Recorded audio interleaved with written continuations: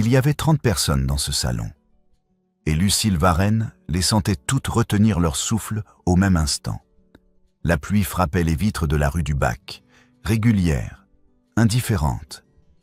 Et dans la lumière des bougies, les visages se tournaient vers elle, comme des fleurs vers quelque chose qui brûle. Tanguy de Kerguéoc se tenait à 2 mètres. Sa mère Iseult accrochée à son bras. Et il regardait Lucille avec une expression qu'elle n'avait jamais vue sur lui, ni pendant les heures à l'atelier, ni au jardin des plantes en janvier, ni le jour d'avril où ses doigts avaient effleuré les siens. Ce qu'elle lisait dans ses yeux ressemblait à quelque chose d'irréparable. Sa voix, quand elle vint, était basse et parfaitement distincte. « Mademoiselle, je ne puis être vue avec vous. Mon rang ne le permet pas. » Le silence qui suivit avait le poids d'une pierre. Lucille sentit ses mains se fermer légèrement sur ses côtés, et elle comprit, dans cette fraction de seconde, que ce qu'on lui demandait de faire, c'était de disparaître sans bruit, de sourire peut-être, de trouver une sortie polie pour que la scène ne soit pas une scène. Elle regarda Tanguy une dernière fois, puis elle dit « Alors vous ne me verrez plus du tout, monsieur. » Elle pivota. Le salon s'étendait devant elle. Les robes, les éventails, les verres de cristal, les visages ouverts de curiosité ou fermés de gêne. Elle traversa tout cela sans se hâter, les épaules droites, le regard fixé sur la porte au fond. 30 personnes la regardaient Mathurin partir et elle les laissait regarder. Elle n'avait rien à cacher dans sa façon de marcher. La porte s'ouvrit sur le vestibule frais, puis sur la cour pavée où la pluie tombait en rideaux serrés. Un fiacre attendait au coin de la rue. Elle monta dedans. Ce n'est que sur le trajet, dans l'obscurité du fiacre qui cahotait sur les pavés mouillés, que 2 images lui revinrent sans qu'elle les ait appelées. La première, l'atelier rue de la Harpe, 8 mois plus tôt. Tanguy debout devant la table de travail, qui la regardait moudre le lapis lazuli dans le mortier de marbre. Il avait demandé, pas par politesse, elle l'avait su immédiatement. Comment on obtenait cette intensité de bleu? Ce bleu qui ne vieillit pas, qui reste vivant sur l'ivoire pendant 100 ans.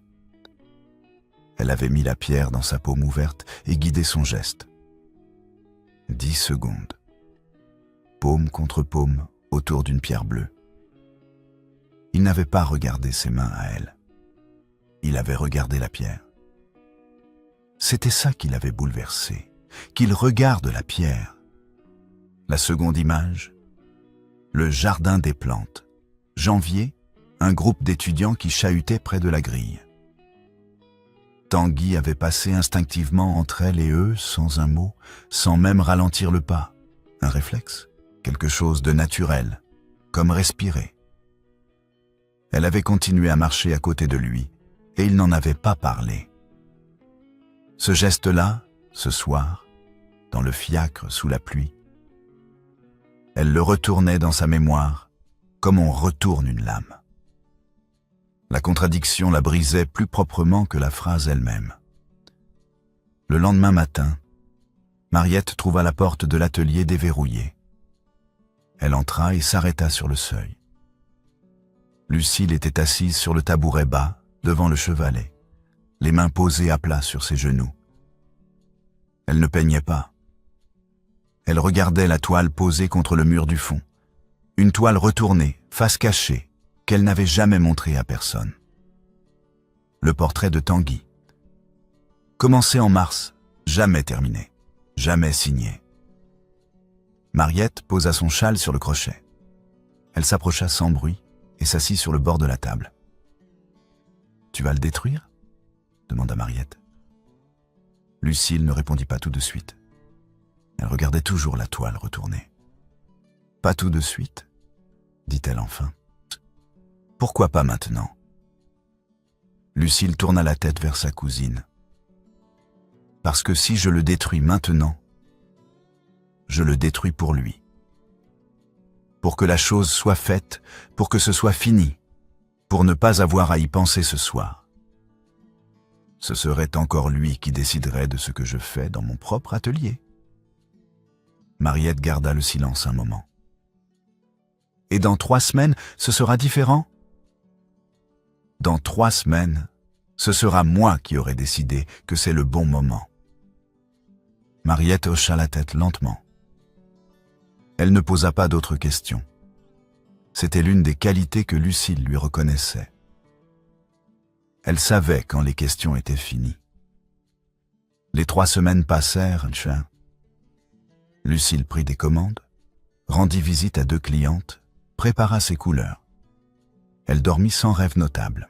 Le 22e jour, un jeudi après-midi, alors que Mariette était sortie faire les courses de la semaine, Lucille prit le couteau à palette sur l'étagère, décrocha la toile retournée du mur et la posa sur le chevalet face à elle. Elle regarda le portrait une longue minute. Le travail était bon, meilleur qu'elle ne l'avait cru en le quittant en avril. Elle avait rendu quelque chose de vrai dans l'angle des épaules, dans la façon dont il portait sa tête légèrement inclinée quand il écoutait. Elle l'avait peint comme il était, pas comme il se croyait. Puis, elle porta le couteau à la toile et commença à gratter.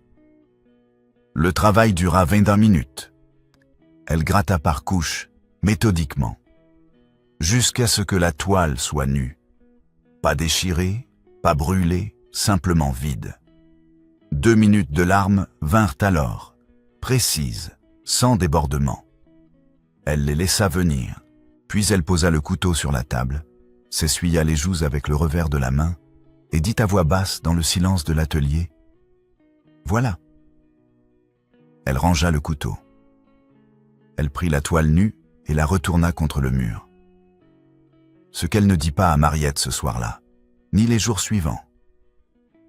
Elle avait gardé chaque ligne du visage, l'angle des épaules, la façon dont il portait sa tête, le bleu de l'iris, le même bleu que le lapis lazuli qu'elle lui avait mis dans la main.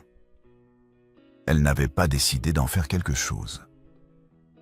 Elle avait simplement noté, avec la précision d'une professionnelle, que le visage était là, rangé dans sa mémoire comme un carton de dessin préparatoire, disponible si elle en avait besoin un jour. Un souvenir lui revint, soudain, de la dernière visite de Tanguy à l'atelier, en avril. Il posait pour elle, pas un portrait officiel, un portrait qu'elle faisait pour elle-même, sans commande, sans destination. À la fin de la séance, il s'était levé et avait remis son manteau. En le boutonnant, il avait légèrement déplacé son col. Elle avait tendu les doigts et l'avait ajusté, un geste d'atelier, naturel, les doigts au niveau de la clavicule. Il avait posé sa main sur la sienne. 5 secondes. Ni l'un ni l'autre n'avaient parlé. Puis, il était sorti. Il ne s'était plus touché pendant 11 mois. Elle éteignit la lampe de l'atelier et alla se coucher. Iseult de Kerguéoc mourut 6 jours après le salon d'Hauteville, dans la chambre bleue de l'hôtel rue de Grenelle, avec le père Le Goff à son chevet et son fils debout près de la fenêtre. Elle avait tenu jusqu'au matin. Vers 11 heures, elle demanda à parler seule avec le confesseur. Tanguy sortit dans le couloir et attendit, les mains dans le dos, en regardant le mur. Quand le père Le Goff ouvrit la porte, son expression était grave mais sans mystère. « Elle demande à vous voir, dit-il. » Tanguy entra. Sa mère était plus petite que la veille. Il avait toujours l'impression, chaque matin, qu'elle rétrécissait d'1 centimètre pendant la nuit. Elle leva les yeux vers lui et dit, sans préambule, « Le serment, je te libère. » Tanguy ne bougea pas. « Maman, je t'ai demandé une chose de mourante. J'avais peur. » Elle marqua une pause. On demande des choses absurdes quand on a peur. Un souffle. Tu n'as plus à tenir cette promesse. Je la retire. Devant le père Le Goff. Tanguy resta près du lit jusqu'à la fin, qui vint 2 heures plus tard. Il apprit le retrait du serment ce même matin, et comprit, dans la même heure, ce qu'il avait fait au salon de Hauteville pour tenir une promesse que sa mère allait annuler 6 jours plus tard. L'ironie était d'une précision chirurgicale. Il s'assit dans le grand fauteuil du bureau, les bras sur les genoux, et resta immobile un long moment. Il n'écrivit pas à Lucille en juin. La honte le paralysait d'une façon qu'il n'avait pas prévue. Non pas la honte ordinaire, mais quelque chose de plus lourd. La honte d'un homme qui ne peut pas nommer ce qu'il a fait sans se condamner lui-même dans les mots qu'il choisit. Pendant ce temps, à Paris, Lucille recevait en juillet une lettre d'une certaine Madame Pélagie Orcel, patronne des arts à Lyon, qui avait vu une miniature de Lucille dans la collection du baron de Sèze et souhaitait lui proposer un atelier rue du Bœuf, sous la Verrière du Nord, avec des commandes garanties pour l'automne. La lettre était précise, courtoise, sans flatterie excessive. Lucille la lut 2 fois, la posa sur la table et ne répondit pas pendant 3 semaines. En août, elle répondit oui. Elle boucla ses malles avec Mariette. Le matin du départ, elle fit le tour de l'atelier une dernière fois, vérifia que les toiles étaient bien emballées, que les pigments étaient dans leur boîte, que la pierre de lapis lazuli, qu'elle avait achetée elle-même en janvier, qui n'était pas celle de la commande de Tanguy, était dans le sac de travail. Puis, elle descendit l'escalier et monta dans la voiture. L'atelier rue du Bœuf était exactement ce que la lettre de Pélagie avait promis. Une grande pièce sous une verrière orientée nord, avec une lumière froide et stable qui ne mentait pas sur les couleurs. Lucille déballa ses affaires en 2 jours, tendit ses toiles vierges et commença le portrait de la marquise de Rives, le 3e matin. La marquise était une femme de 50 ans, avec un visage que les peintres de salon avaient toujours raté, parce qu'ils cherchaient à l'adoucir. Lucille ne chercha pas à l'adoucir. Elle peignit ce qu'elle voyait. L'intelligence dans l'angle des yeux, la légère impatience dans la ligne de la bouche. La façon dont la marquise portait ses bijoux comme des outils plutôt que comme des ornements. Le portrait fut terminé en 5 semaines. Quand il fut accroché dans le salon de la marquise, les réactions arrivèrent vite. Pélagie Orcel vint voir, resta devant le portrait un long moment sans parler, puis se tourna vers Lucille et dit simplement « Vous peignez les gens comme ils sont. C'est rare. » En octobre, une chronique du journal des débats mentionnait « La jeune miniaturiste parisienne, Mademoiselle Varenne, dont le portrait de la marquise de Rives fait sensation dans les cercles lyonnais. » L'article était bref, précis, élogieux. Il circulait à Paris dès la semaine suivante. À Paris, justement, Gildas de Kerguéoc, 41 ans, cousin germain de Tanguy, héritier au 2e degré, lisait les nouvelles du matin avec la régularité d'un homme dont le patrimoine dépend de ce qu'il ne manque pas. Il convoqua séparément les représentants des familles Rohan et Montmorency et leur présenta la situation de Tanguy avec la clarté d'un notaire. Dernier de sa lignée, 33 ans, pas encore marié, et manifestement distrait par une miniaturiste de province. Les 2 familles avaient des filles à établir. Les alliances furent proposées officiellement à Tanguy avant la fin du mois. Tanguy refusa les 2, par lettre, en une phrase chacune. Le journal des débats arriva rue de Grenelle, un matin de novembre. Tanguy le lut au petit déjeuner, debout près de la fenêtre, comme il lisait toujours les nouvelles. Il tomba sur la chronique au bas de la 3e page. Il la lut une fois. Puis, il la relut. Il reposa le journal sur la table. Elle était à Lyon. Elle peignait la marquise de Rives. Elle faisait sensation. Elle était devenue quelqu'un, pas quelqu'un qu'il lui avait permis de devenir, pas quelqu'un qui attendait qu'il règle ses propres affaires pour revenir la chercher. Quelqu'un qu'elle était devenue seule, sans lui, pendant les 6 mois où il n'avait pas trouvé les mots pour écrire. Il alla à son bureau. Il prit une feuille. Il écrivit « Je ne demande pas que vous me pardonniez. Je demande de pouvoir vous le demander. » Il signa, scella la lettre, l'envoya à Lyon par le courrier du soir. Lucille reçut la lettre 4 jours plus tard, un mardi matin, avant de commencer sa journée. Elle la lut debout dans l'atelier, avec son tablier déjà noué.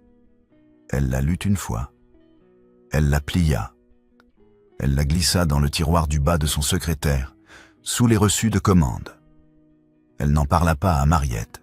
Ce soir-là, après que Mariette fut endormie, Lucille sortit une toile vierge du placard, la posa sur le chevalet et resta devant elle un long moment dans la lumière de la lampe. Puis elle prit un pinceau fin, ouvrit le flacon de vernis copal et commença à poser la première couche de fond. Elle n'avait pas de modèle devant elle.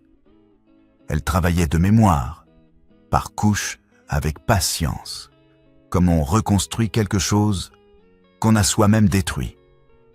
Tanguy arriva à Lyon un mardi de décembre, sans prévenir.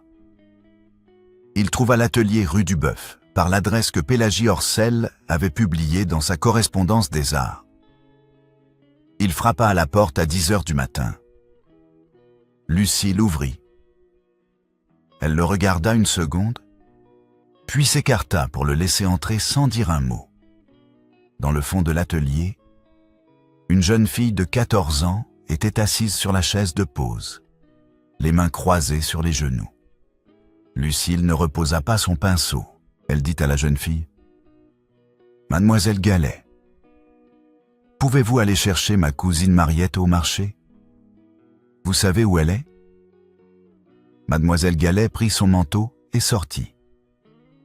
Lucille et Tanguy restèrent seuls dans l'atelier. La lumière du nord tombait de la verrière, froide et précise.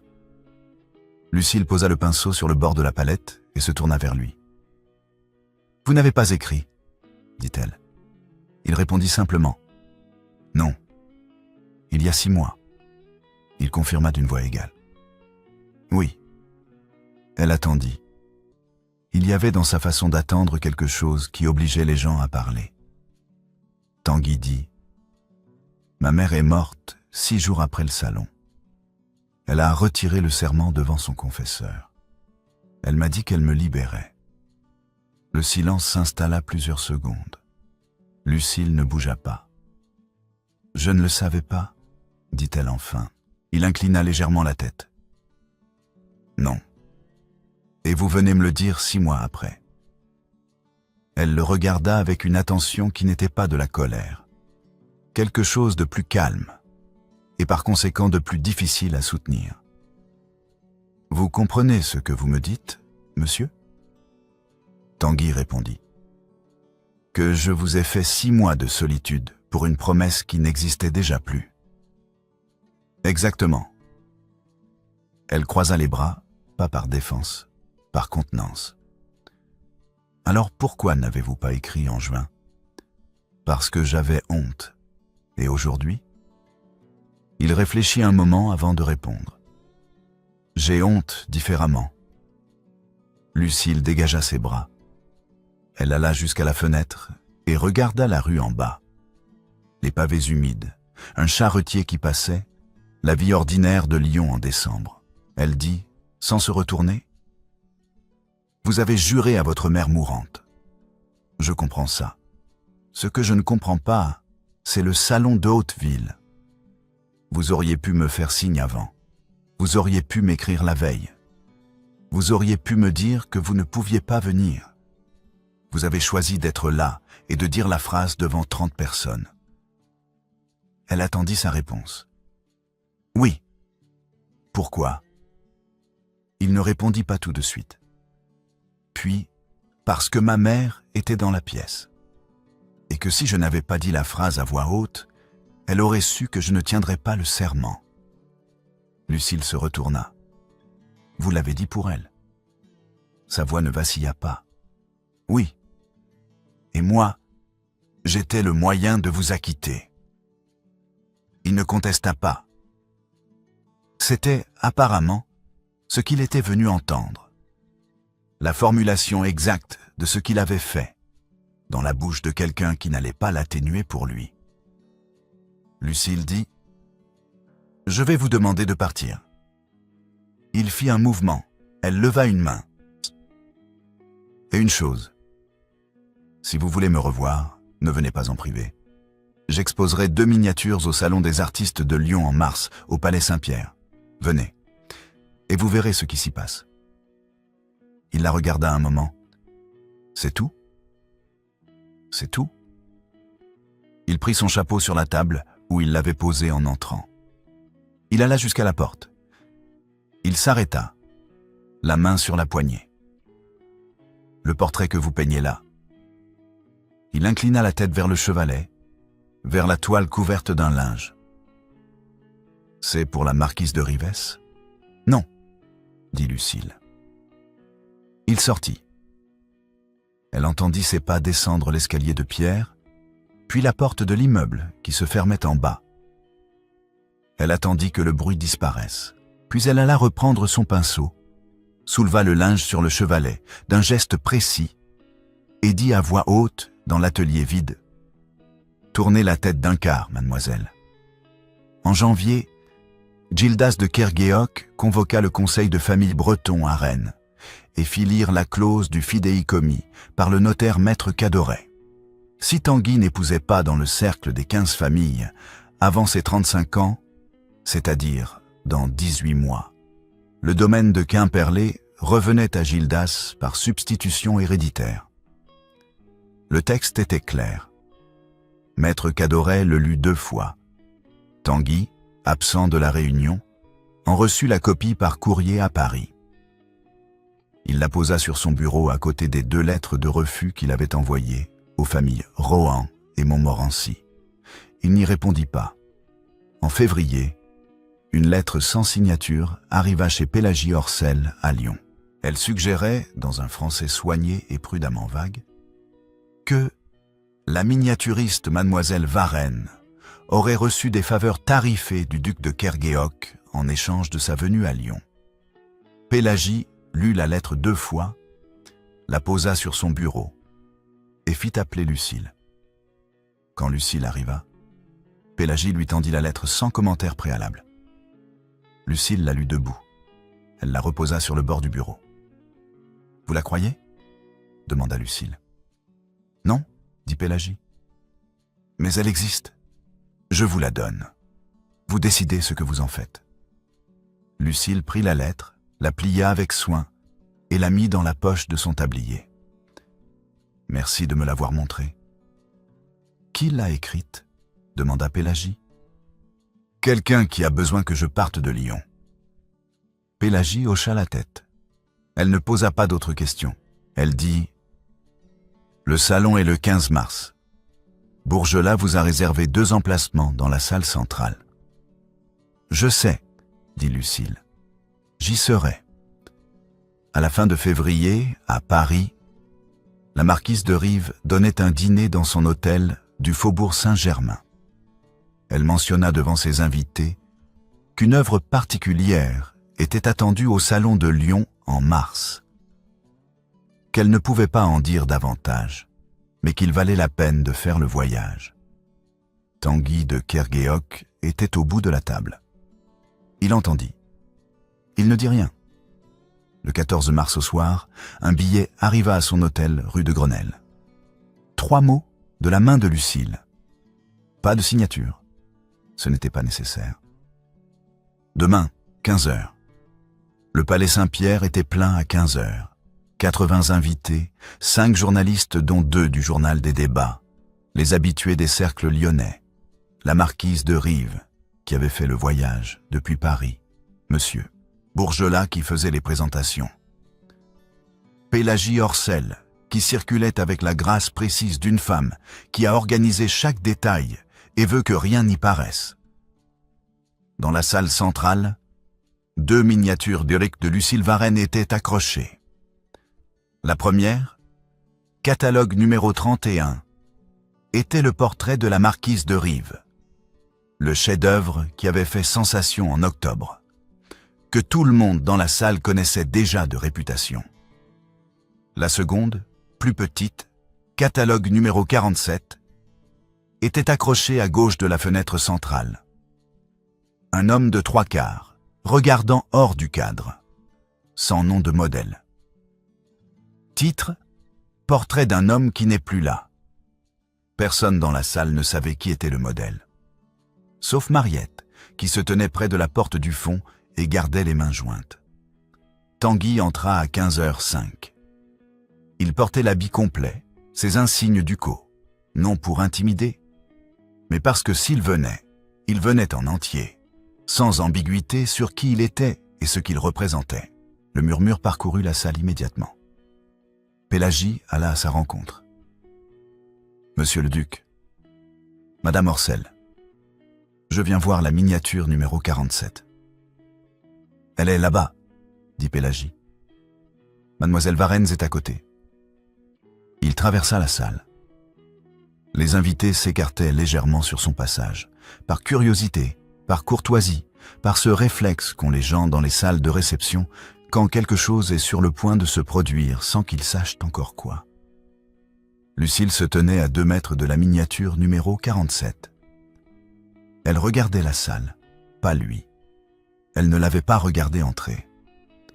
Tanguy s'arrêta devant la miniature. Il regarda son propre visage, peint de mémoire. Il le comprit immédiatement, avec une précision qui n'était pas flatteuse et n'était pas cruelle non plus. C'était lui tel qu'il était, l'angle des épaules, la légère inclinaison de la tête quand il écoutait, et quelque chose dans les yeux qu'il ne savait pas qu'elle avait vu. Il resta immobile devant le tableau. Dans la salle, les conversations s'étaient ralenties. Les journalistes regardaient. Avant qu'il puisse parler, Lucille se tourna vers la salle. Sa voix ne chercha pas à porter. Elle portait d'elle-même, claire et mesurée, avec la qualité d'une voix habituée à remplir les ateliers et non les salons. « Mesdames, messieurs, cette miniature s'intitule « Portrait d'un homme qui n'est plus là ». Je l'ai peinte en septembre, à partir de ce que ma mémoire avait gardé. Je l'ai exposée aujourd'hui en mars. Elle représente un homme qui, il y a 10 mois à Paris, dans un salon devant 30 personnes, m'a dit qu'il ne pouvait pas être vu avec moi. J'ai entendu. Je suis parti. J'ai peint d'autres visages depuis. Vous avez vu l'un d'eux ce soir, catalogue numéro 31. Mais j'ai gardé celui-ci, parce que les peintres de portraits gardent les visages, même ceux qu'ils ont détruits une première fois. Elle fit 3 pas vers le mur, décrocha la miniature du clou, la tint à 2 mains, face au public, comme on tient quelque chose qu'on a décidé de remettre en circulation. Cet homme n'existe plus. Je le retire de cette salle, parce que je ne peins pas de portrait d'homme que je ne vois plus. Elle marqua une pause, puis elle se tourna vers Tanguy. Et parce qu'il est venu aujourd'hui, je rends à l'homme qui est devant moi son propre visage, s'il le veut, mais sous condition qu'il dise ici devant vous que l'homme du salon d'Hauteville était lui et non quelqu'un d'autre, qu'il accepte publiquement que je garde mon atelier, mon nom et ma place à Lyon sans condition ni retour, et qu'il ne me demande rien avant 1 an. Le silence dans la salle avait une texture particulière, celui des endroits où quelque chose d'irréversible vient de commencer. Lucille tendit la miniature à Tanguy. « Monsieur le Duc, voulez-vous votre visage ?» Tanguy prit la miniature. Ses mains tremblèrent, légèrement, distinctement, pour la première fois depuis qu'elle le connaissait. Il regarda la salle. Les 5 journalistes écrivaient. La marquise de Rives, au premier rang, avait les yeux fixés sur lui. Pélagie Orcel se tenait près de la porte, immobile. Il dit « L'homme du salon d'Hauteville était moi ». Sa voix était celle qu'elle lui connaissait, basse, précise, sans ornement. Il continua « Je ne le nierai pas. Le nier serait le deuxième mensonge, et un deuxième mensonge n'est pas une correction, c'est une confirmation. Ma mère est morte 6 jours après ce salon, en retirant le serment pour lequel j'avais prononcé cette phrase. J'ai mis 8 mois à venir ici. Ce n'est pas suffisant, et je ne demande pas que ce soit suffisant. Ce que je déclare devant vous ce soir, c'est que mademoiselle Varenne gardera son atelier, son nom et sa place à Lyon. Non pas parce qu'elle me le demande, mais parce que c'est ce qui est juste. Je ne lui demanderai rien avant un an. Il marqua une pause. Ses yeux allèrent à Lucile. Ce que je demande ce soir, devant vous, c'est la permission de ne plus être devant le monde l'homme qui a prononcé cette phrase en mai. Lucile le regarda. Elle tendit la main, pas le bras, la main, nue, ouverte, paume vers le haut. Tanguy la prit. Ils firent pasture le tour de la salle centrale, 35 pas sous les regards de 80 personnes. Le bruit des conversations avait entièrement cessé. Les pas de Lucile sur le parquet de chêne étaient réguliers. Elle ne regardait pas Tanguy. Elle regardait droit devant elle, avec l'expression d'une femme qui accomplit quelque chose qu'elle a décidé d'accomplir et qui ne sera pas dérangée dans son accomplissement. Au bout du parcours, elle retira sa main, pas brusquement, avec intention, visiblement, pour que chacun dans la salle comprenne que le retrait était aussi délibéré que l'offre. « Voilà, dit-elle. Ce soir, chez Madame Orcel, nous parlerons. » Elle se détourna et alla rejoindre Monsieur Bourgelat, qui attendait avec la liste des acheteurs potentiels pour le catalogue numéro 31. Dans la salle, les journalistes continuèrent d'écrire. Gildas de Kerguéoc lirait l'article dans 3 jours. Il comprendrait ce que cela signifiait pour le fidéicommis. Un duc qui accepte publiquement les conditions d'une miniaturiste ne revient pas dans le cercle des 15 familles, c'était, comme Lucile l'avait dit en décembre, le problème de Tanguy, pas le sien. Le petit salon du premier étage de l'hôtel Orcel donnait sur le jardin intérieur. Pélagie avait fait poser 2 bougies sur la table basse et s'était éclipsée avec le tact d'une femme qui sait exactement quand sa présence devient un obstacle. La pièce était silencieuse. On entendait, très loin, le bruit de la rue. Lucile et Tanguy s'assirent de part et d'autre de la petite table. Elle avait posé son châle sur le dossier de la chaise. Lui avait retiré ses gants. Ils parlèrent 2 heures. Tanguy parla d'abord du serment, de la nuit avant le salon, de ce que sa mère lui avait demandé et pourquoi il avait dit oui. Il parla du retrait, des 6 jours, de la façon dont il avait compris ce qu'il avait fait dans le même mouvement où il apprenait que la promesse était annulée. Il parla des 8 mois de silence, non pas pour les justifier, mais pour les nommer avec précision, parce que c'était ce qu'elle méritait, la vérité dans l'ordre où elle s'était produite. Il parla de Gildas, du fidéicommis, de Quimperlé. Lucile l'écouta sans l'interrompre une seule fois. Elle avait les mains posées sur la table, croisées l'une sur l'autre. Quand il eut fini, elle dit « Je comprends le fidéicommis. Ce n'est pas mon problème. » Il acquiesça sans détour. « Non. Que vous perdiez Quimperlé ou non ne change rien à ce que j'ai dit cet après-midi. 1 an. Puis nous verrons. » D'accord. Ils restèrent silencieux un moment. La bougie de gauche crépita légèrement. Tanguy dit « Puis-je vous demander une chose ?» Elle l'autorisa d'un geste. « Oui. » « Ne peignez personne d'autre de mémoire. » Lucile considéra la demande. Elle ne la rejeta pas immédiatement, ce qui signifiait qu'elle la prenait au sérieux. « Je vous promets que je ne peindrai plus de portraits d'hommes qui ne sont pas là. » dit-elle. « Mais je peindrai qui je veux qui est là. » Il hocha la tête. « C'est juste. » Elle le regarda. Vraiment, pour la première fois depuis mai. Sans la distance d'atelier, sans la distance de salon, sans les 18 personnes entre eux. Il était là, dans la lumière de 2 bougies, et il était exactement comme elle l'avait peint de mémoire, ce qui signifiait que sa mémoire était bonne. Le baiser vint de lui, lent, les yeux ouverts d'abord, puis fermés. Bref, il n'y avait pas de passion qui débordait là-dedans, rien qui emporte ou qui précipite. Il y avait quelque chose de plus grave. Un baiser qui fermait une parenthèse de 11 mois sans en ouvrir une autre que celle qu'elle avait elle-même autorisée. Elle ne se pencha pas contre lui après. Elle resta assise, le dos droit, et leurs mains se rejoignirent sur la petite table. Les siennes par-dessus les siennes, sans serment, simplement posées. « 1 heure, dit Lucille. Puis je rentre à mon atelier. » Il répondit sans hésiter. D'accord.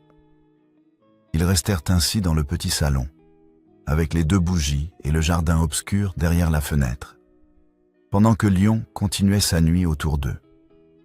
Pas de mariage annoncé, pas de nuit ensemble, 1 an devant eux, ni promesse ni refus, seulement le temps qu'elle avait demandé et qu'il avait accepté devant 80 témoins et 5 journalistes, ce qui signifiait que cette fois, il ne pourrait pas revenir sur sa parole sans que le monde entier le sache.